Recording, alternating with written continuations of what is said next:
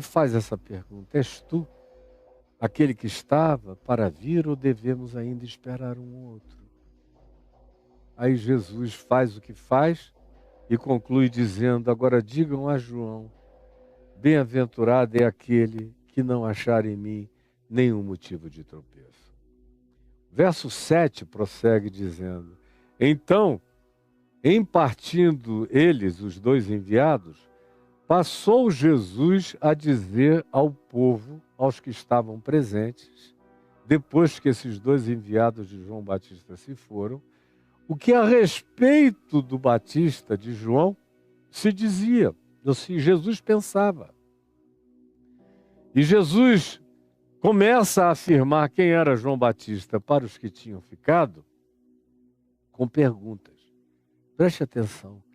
O texto de Lucas, num certo sentido, é até mais poético a respeito disso. Lucas 7, 24, tem uma certa poesia no que Jesus diz.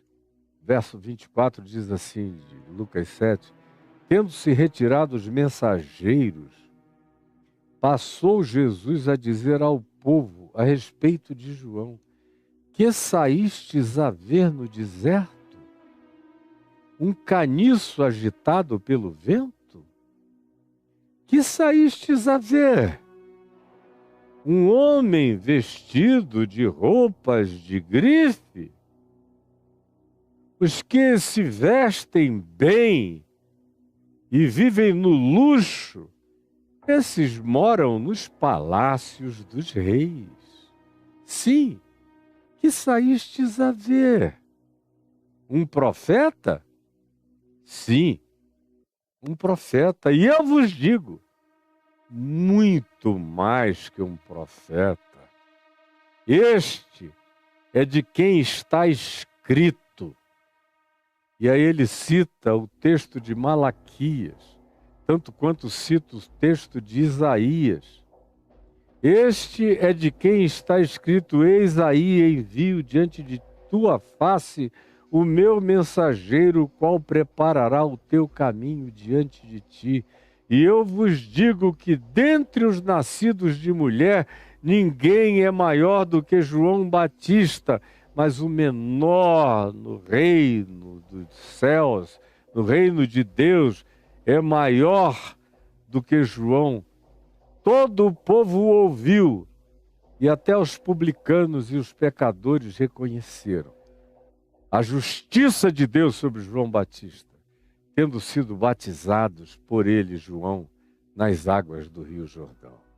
O texto de Mateus diz a mesma coisa, com menos detalhes, mas é exatamente o mesmo espírito que está dito aqui.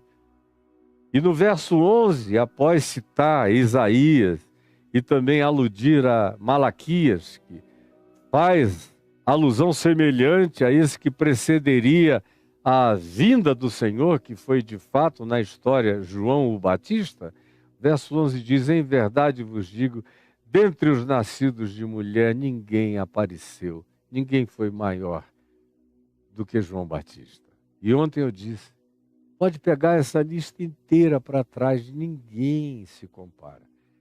João nunca abriu nenhum mar para o povo passar, nunca tirou água da rocha como Moisés, não fez nenhum maná cair do céu, não enfrentou os magos de Faraó, não fechou a boca dos leões como Daniel, não venceu a fornalha de fogo como Sadraque, Mesaque e Abdênego, não parou as águas do Rio Jordão, como quando Josué ordenou que a arca atravessasse o rio, coagulou lá em cima para que o povo passasse todo a pé, não fez os milagres de Elias, nem tampouco de Eliseu, não demonstrou profecias detalhadas sobre o futuro, sobre coisa alguma, nem de nenhuma natureza. Praticamente a única profecia de João Batista foi dizer: eis o Cordeiro de Deus que tira o pecado do mundo. A única profecia. Aí, chegou. O reino de Deus está entre nós. Apareceu. Olha, eu ouvi a voz do Pai dizendo: esse é o meu filho amado, em quem eu tenho todo o meu prazer.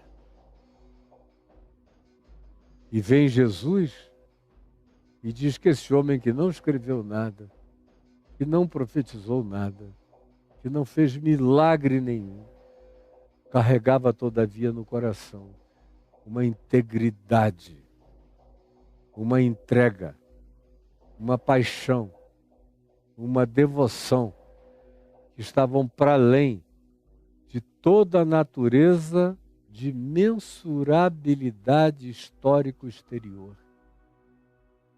Porque o reino de Deus não vem com visível aparência. Não é feito de quantificações miraculosas, nem de sinais ou prodígios.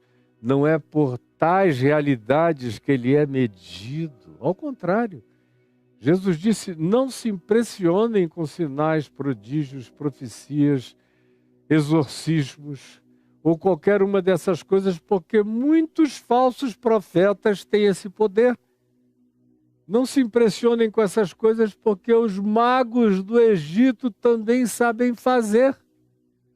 Não se impressionem com nada disso, porque os seres preparados pelas magias de Nabucodonosor, da Babilônia, dos medos, dos persas ou de muitos povos da antiguidade, também aprenderam a manipular as dimensões paranormais, as mágicas e os poderes sobrenaturais. No entanto, nenhuma dessas coisas traz validação de quem quer que seja na presença de Deus. E vem Jesus e advertindo ainda sobre o impressionamento idiotado que as miraculosidades de consumo podem produzir na mente dos ingênuos, dos incautos, diz: não é esse o critério nem a categoria de avaliação. Pelos seus frutos os conhecereis. Pelo fruto de amor, de fidelidade, de integridade, de mansidão ousada, de coragem, de disposição de entregar a vida, de não recuamento, de deliberação de andar adiante, de não viver lambendo as próprias feridas e não ter pena de si mesmo. É do fruto dessa entrega que você sabe quem é quem. E aí o apóstolo João, como eu disse ontem, é também aquele que dá testemunho do que o povo dizia sobre João Batista, quando afirmavam: João Batista, na verdade, sendo honesto, temos que admitir, nunca fez nenhum sinal, nenhum milagre. No entanto, tudo quanto ele disse acerca de Jesus era verdade. No fim, o que faz diferença é se fala ou não se fala a verdade acerca de Jesus. Vocês andam procurando sinais, milagres, operações e até fajutos, porque os milagres não são milagres. Aquilo que impressiona vocês, qualquer mágico sabe fazer, qualquer ilusionista sabe fazer 1 trilhão de vezes mais bem feito. Mas a idiotice mental, a lavagem cerebral, a anencefalia da mente, da crentarada, tarada por milagres e nada por Jesus nem pelo Evangelho, faz as pessoas mergulharem nas águas mais turvas do engano. Quando, na realidade, o que caracteriza quem é e quem não é a operação de paranormalidade, de sobrenaturalidade, de profecias, de exorcismos, de nada. Muito menos esses fajutos mentirosos e falsos, que são os que vocês ainda celebram. Além de tudo, ainda celebram o que é plástico e artificial, o que é fruto de condicionamento, de histeria, de hipnose e de manipulação. Até nisto, essa geração está totalmente perdida. Mas o testemunho acerca de João é esse. Na verdade, João Batista nunca fez nenhum milagre. Não curou um cego, um surdo, um mudo, não botou ninguém para andar, não fez coisa nenhuma. Todavia, ele fez o que ninguém antes dele fez com tanta clareza, exatidão, presteza e certeza. Ele disse: eis o Cordeiro de Deus que tira o pecado do mundo. Que tirou, porque o que ele é, tirou o pecado desde antes da fundação do mundo. Ele tira, porque ele tira hoje. E ele tira, porque tirará sempre. João Batista sabia que Jesus representava o passado, o presente e o futuro, e que para ele convergiam todas as graças da redenção e da misericórdia de Deus. Isso ele sabia melhor do que qualquer um jamais sonhou em pensar. Até os apóstolos demoraram a compreender, mas João já sabia. Todavia, vejam, como eu falei ontem, uma expectativa de uma construção teológico-escatológica que era celebrada pelos piedosos, por gente boa, deixou, todavia, João num momento, num naco, numa experiência que não foi longa, mas foi o bastante angustiosa para ele mandar 2 representantes irem perguntar a Jesus: tu és aquele que nós estávamos esperando, que eu esperei desde o ventre da minha mãe? Ou nós ainda devemos esperar um outro? Aí Jesus diz: não, olha aqui, Isaías está se cumprindo, olha bem. E olha, meu querido João, meu primo amado, que eu não seja para ti nenhum motivo de tropeço. E aí conversa com os que ficaram ouvindo. O que vocês foram ver? O que vocês foram buscar? Vocês foram ver o quê? Um indivíduo com grifes, como hoje os pastores louvam? Relógio Rolex de $136 mil que o Senhor me deu? Minha roupa de grife caríssima? O que vocês foram ver? Esses que são assim, vivem nos palácios, mas não são os meus profetas. Não são os meus chamados e enviados. O que vocês foram ver? Foram ver um caniço agitado pelo vento que não tinha nada para dizer? Também não. Vocês foram ver um homem com começo, meio e fim. Não uma pessoa que vivia de histeria, de histrionismo, de agitação nervosa, um maluco gritante pelo deserto. Não! Vocês foram ver um ser humano intensamente lúcido, que sabia o que dizia, para quem dizia, e o que dizer, e o que esperar, e que tinha absoluta certeza que o reino de Deus tinha chegado, na pessoa daquele que o fizera estremecer ainda no ventre da sua mãe. E aí Jesus conclui dizendo: vocês foram ver um profeta? Sim. E eu digo, mais do que qualquer outro profeta que tenha vindo antes dele. Porque dos nascidos de mulher, ninguém foi como João. E aí Jesus conclui dizendo: desde os dias de João até agora, aquele dia, quando ele responder aquela pergunta de João Batista, o reino dos céus é tomado por esforço. As pessoas ficam buscando no horizonte o discernimento do reino dos céus, mas agora ele chegou. Abram os olhos e vejam. Abram os ouvidos e ouçam. Abram o coração e discernam. Eu sou o reino dos céus. Eu, aqui no meio de vocês, sou essa manifestação. O que veio antes passou. João foi o fim de uma era. Guarde bem isso. João Batista foi o fim de uma era, e com João Batista findou essa era.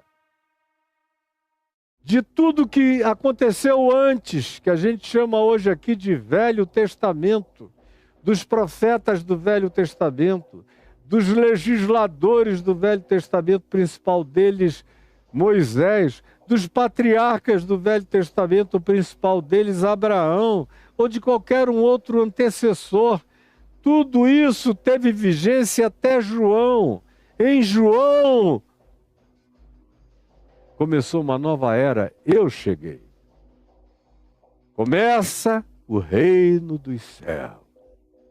E em verdade eu vos digo que nenhum nascido de mulher foi como João, mas agora, na minha era, no meu reino, naquilo que em João teve a sua consumação e a sua página virada, nessa página nova em branco que eu escrevo, com bem-aventurados os humildes de espírito, os misericordiosos, os pacificadores, os limpos de coração, os que têm fome e sede de justiça, os cheios de graça e gosto de Deus, os resilientes, os perseverantes, os perdoadores, os que não guardam ódio no coração. Essa nova era do amor que eu trago, do Evangelho do Reino de Deus, começa aqui comigo. João, na verdade, encerrou essa era, porque todos os profetas e a lei, guarde bem, todos os profetas e a lei, é o que está dito aqui.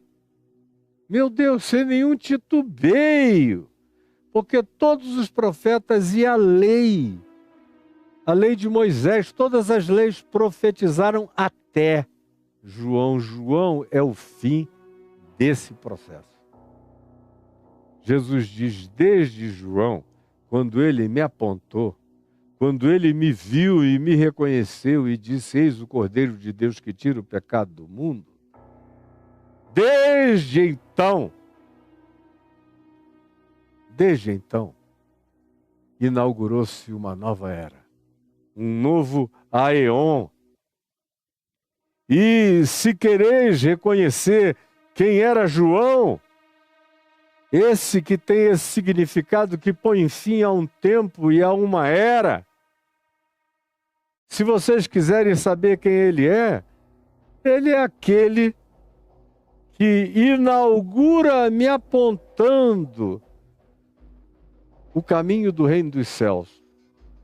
E para vocês que estão aqui me ouvindo, Jesus diz, essa nova era, esse novo aeon, esse novo tempo que está sendo instaurado e que João indicou que começa em mim e tem em mim o seu absoluto. Nesse novo tempo, e agora preste atenção outra vez, você está me prestando bastante atenção, olha só o que Jesus diz. O menor, todavia, nesse novo tempo, no reino dos céus, nessa nova dimensão, nessa nova consciência, o menor de todos é maior do que João Batista. Até então isso foi tomado na busca, na sofreguidão, no desejo de se apossar. Eram os seres humanos buscando. Agora são os seres humanos sendo buscados. Mesmo aqueles que jamais imaginariam que teriam lugar ou que seriam achados, estão sendo encontrados e achados e puxados com fórceps do amor de Deus e colocados na dimensão dessa graça, nessa nova era, nesse novo aeon, nesse novo tempo, nesse século eterno de graça. porque todos os profetas e a lei profetizaram até João.